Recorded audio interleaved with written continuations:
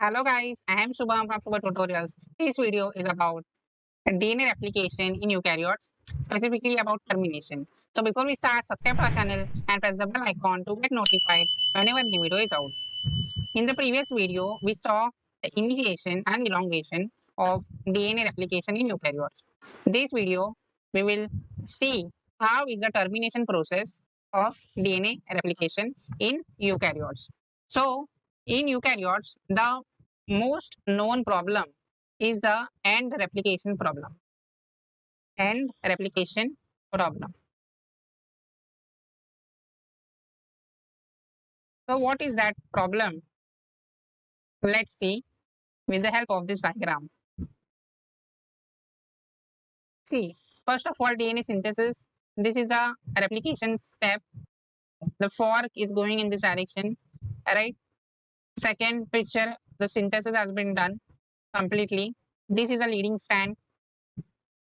This is a leading strand, and this is the lagging strand. We know that lagging strand is known as Okazaki fragments. Why? Because there are multiple primers. We can see this green are the primers. This is synthesized in non-continuous fashion. So fragments are formed. Alright. So that fragments are known as Okazaki fragments. Okay. So now after this, the next step is the repair of these Okazaki fragments. Repair. Repair means what? Remove these primers. Okay. Removal of primers. So primers are removed by RNase enzyme. RNase H. Okay. Primer removal. Then what happens? Leading strand is as it is, as we saw. Leading strand is as it is. But the lagging strand, which is the 3' to 5' direction, there is a gap in between. Okay, there is a gap in comparison to the template. Right? So this is no, it is written incompletely replicated DNA. Okay, so there is incomplete replication. Why so? So this is a 5' end. Right? This is a 5' end. And we know that DNA polymerase requires free 3' OH. Free 3' OH for the synthesis. Here it is a 5'. So the DNA strand cannot be synthesized in this direction. Right. This is the case with the lagging strand. Okay, lagging strand. Then again, the replication will be continued of those strands. So we have fully replicated strand. Then the next strand, next two strands are having gap, right? Incomplete replication. And the next one, the last one, both the strands, both the double strands are having incomplete replicated strands, right? So what we can see here is that as the replication is continued further of those strands, chromosome is getting shorter. Okay, chromosome will get shorter as the DNA replication will continue. So suppose if the DNA is like this, after a few rounds, it will become like this. Again, after a few rounds, it will become like this. So this is a problem. This is known as end replication problem. So now in every species, as we go from lower eukaryotes to higher eukaryotes, this problem has to be solved, right? So there are multiple ways to solve this problem. Okay, there are multiple ways to solve the problems. So let's see the first way in lower eukaryotes. Okay, in lower eukaryotes.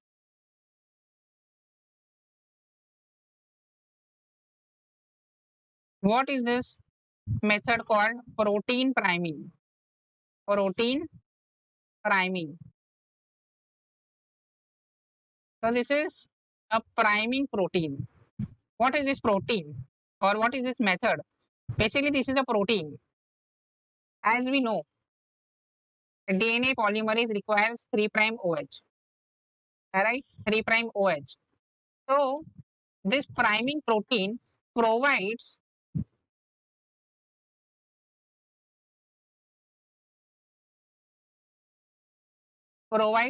OH to the 5 prime end. Do note this. Okay, this priming protein provides OH to the 5 prime end. See, as we can see here, the protein is bound to the 5 prime end here, right? As well as here in the both the DNA strands, right? Also, the DNA polymerase will be having this priming protein bound to it. Okay, so the new strand, when the synthesis is been done by using this DNA polymerase, see the primer is been synthesized, the protein is attached, right? So this will continue in this direction, right? As well as from here to this direction. So there is no worry, right, about the 5 prime end because OH has been bound here, right? See, here is the protein bound. Also, here is the protein bound with O, right? O is there. So this will just continue the replication with the help of this protein. And we can see here both the strands have been successfully replicated. There is no gap in the end, right? Okay. So this is about lower eukaryotes. Now in higher eukaryotes, the chromosome ends are known as telomere. Okay, telomere. Chromosome ends. And the chromosome ends, the telomere is rich in sequence G and T. GT rich sequence. Right? Specifically, if we talk about human telomere, it is the sequence is 5 prime to 3 prime, TTA, GGG. This is a sequence 5 prime to 3 prime. Specifically in human telomere sequence. Okay, so this is GT rich sequence. Now we will see what happens in higher eukaryotes, specifically in humans. So here comes a next enzyme, very important enzyme for the telomere synthesis replication, right? Known as telomerase. Telomerase. Okay, so telomerase is a DNA polymerase, right? It is a DNA polymerase. It also requires 3 prime OH for the synthesis of the DNA, right?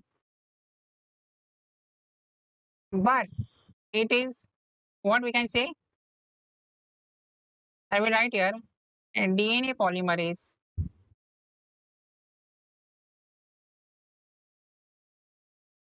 for telomere replication. And the next point is it does not require template, does not require exogenous template.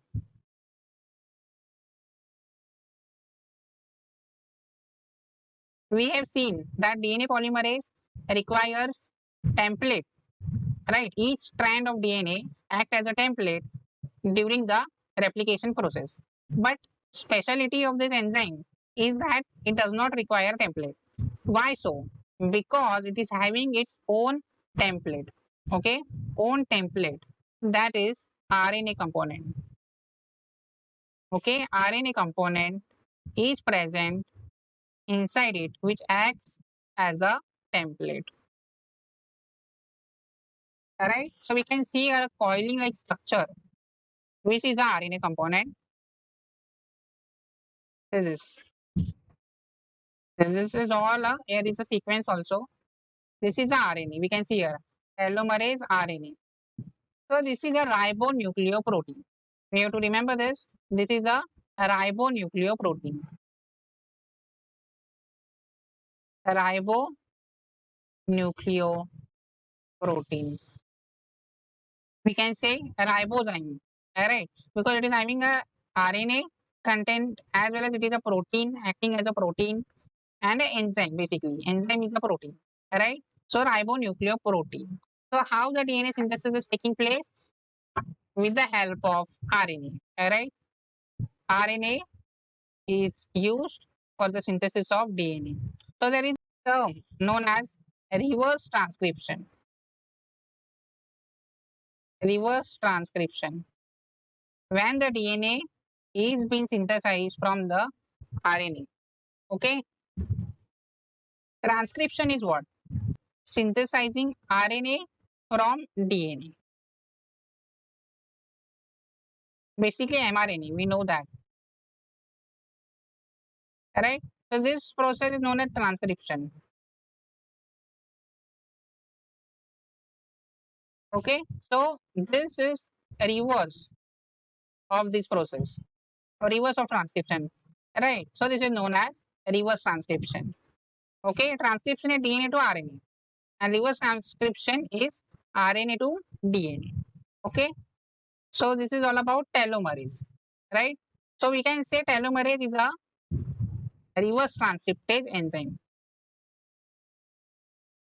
It is having activity of reverse transcriptase.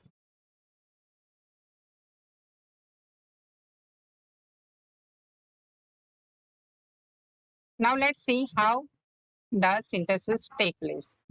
So the RNA component of the telomerase gets bound to the ends of DNA as we can see in this picture. Okay, we can say partial binding means not touch to touch. We can say like that. Not exact in the last nucleotide it gets bound. It gets bound till half of the nucleotides and the rest is being synthesized. Right. Next, the synthesis takes place. Okay. After the full synthesis, it will get shifted little bit further. Telomerase will be shifted little bit further. See, again, it got shifted. This is known as translocation, right? Shifting of telomerase, known as translocation. Again, DNA synthesis will continue, okay, will be done, and this will repeat. This will be continued. Till when it will continue? The answer for that are in the further slides, okay? So this is how the replication takes place of telomere, right? We just saw this sequence, right? This is a human telomeric sequence, TTAGGG, which will be recognized by the telomeres. So as we saw, this is the main the problem is in the strand 3 prime to 5 prime, right? Lagging strand 3 prime to 5 prime. So 5 prime end cannot be further synthesized, right? So this has to be solved. As we saw now, telomerase also requires 3 prime end, 3 prime OH for the synthesis. Then how the 5 prime end will be synthesized? How 5 prime end will be replicated, right? So the answer for this is here. Telomerase will extend 3 prime end of telomere. Telomerase extends 3 prime end of the telomere. Means the telomere end will be extended by this telomerase. Okay, see, as we can see here, this is the extension done by the telomerase. Then the complementary strand, which is a 5 prime end, which is having a 5 prime end, will be synthesized or we can say replicated according to the steps of DNA replication. Means the polymerase will come, okay, for the lagging strand, and then the primer will come, okay, primer will come, and then the polymerase will continue the replication. As you can see here, additional 3 prime end DNA can act as a template. See, this will act as a template. This will act as a template for synthesis of the complementary strand for a new Okazaki fragment, right? This 3' end extended end will be acting as a template for new Okazaki fragment replication. Then we can see here the primer will come first, primase, polymerase alpha primase, right? It will come and synthesize the primer. Then this will be further continued by the DNA polymerase delta. Okay, DNA polymerase delta. And then we can see this has been elongated. Then the next step is the repair of Okazaki fragment. Means repair means removal of primer will be taken place, and then we can see telomere extension. This is a telomere extension, means we can see that 3' end is still extended. Okay, this is known as 3' overhang, telomere extension. Why so? So this is having some of the unique properties, 3' overhang or 3' extension for the protection of telomere. Okay, the ends of chromosome are very sensitive. See, if we keep like this can be recognized as DSB, double strand breaks. Double strand breaks, then the repair enzymes will come and will act on this. Basically destroy this double strands. Thus, to recognize this, to keep it unique, right? It has to be kept as unique because these are ends of DNA and this has to be not destroyed. Okay. So to keep this protected, recognized, or we can say highlighted, the 3' ends are extended or overhangs, we can see, right? To protect the telomere. Okay, ends of chromosome. Now the next is the telomere binding proteins. Okay, telomere binding proteins. Why these proteins are required now? So these are having unique features. First of all, there are terms known as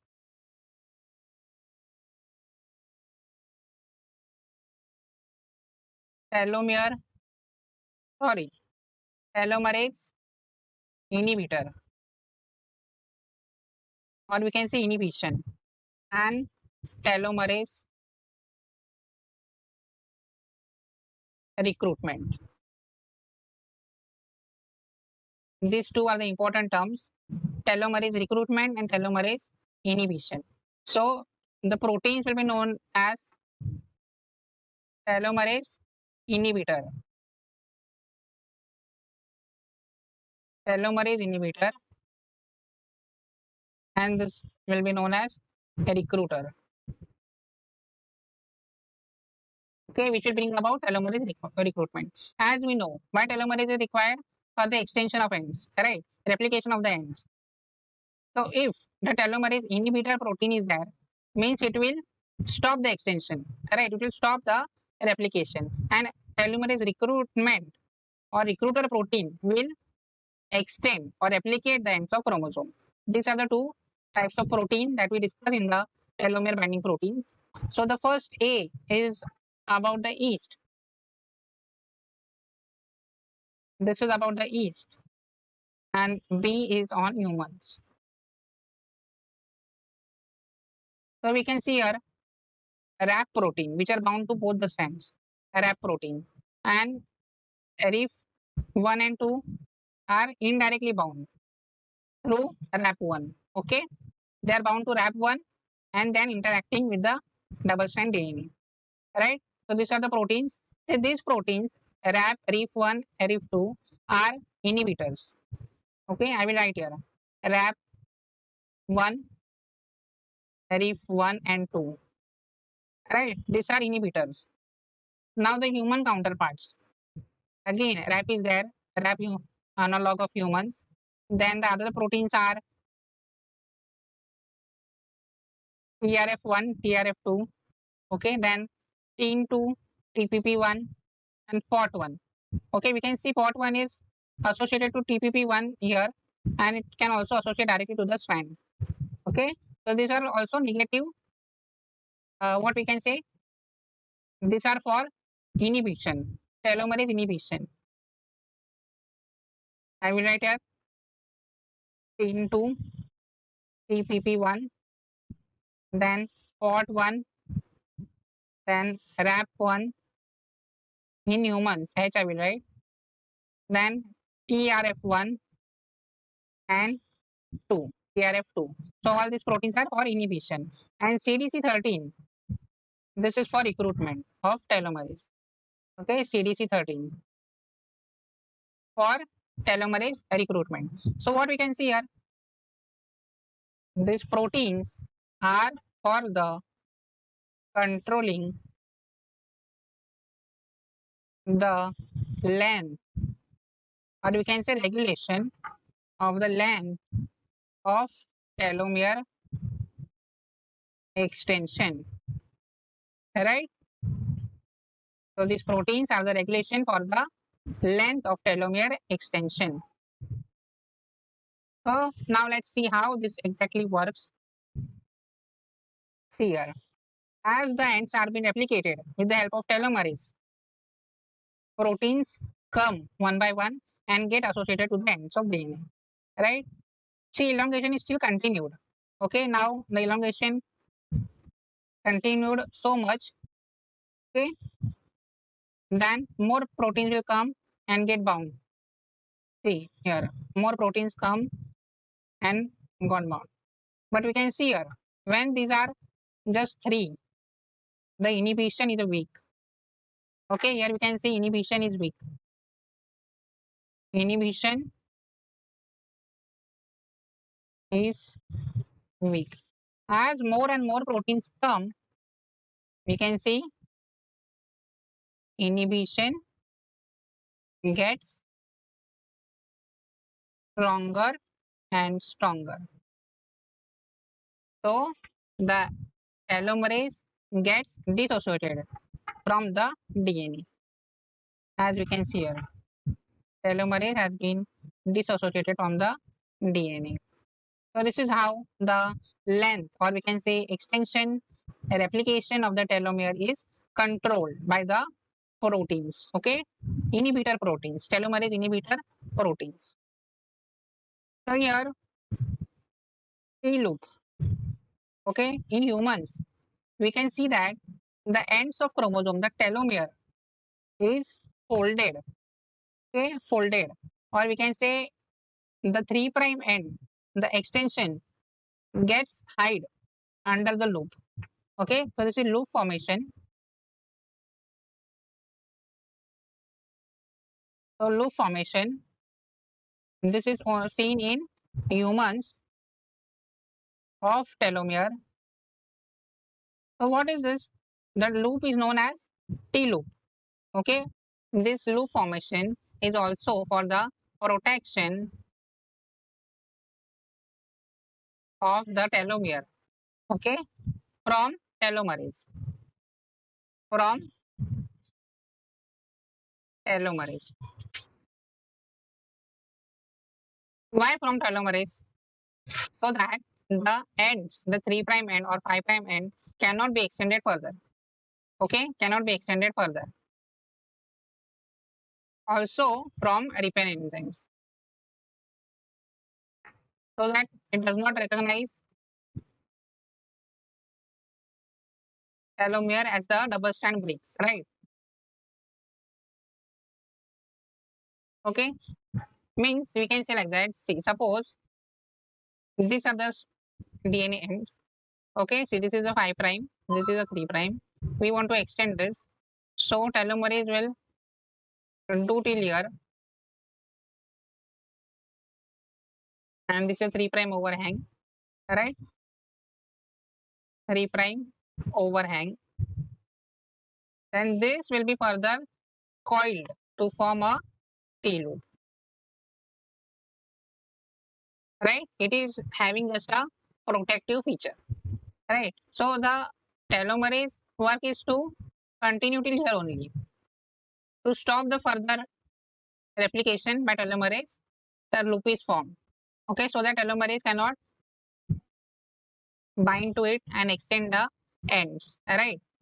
As well as it can be recognized as double strand break, and repair enzymes will come and act on it. So this is also prevented or stopped by this loop formation. Okay, so that's it for this video. This is all about termination. So I hope this video helps you. If you find this video helpful, do let us know in the comment section.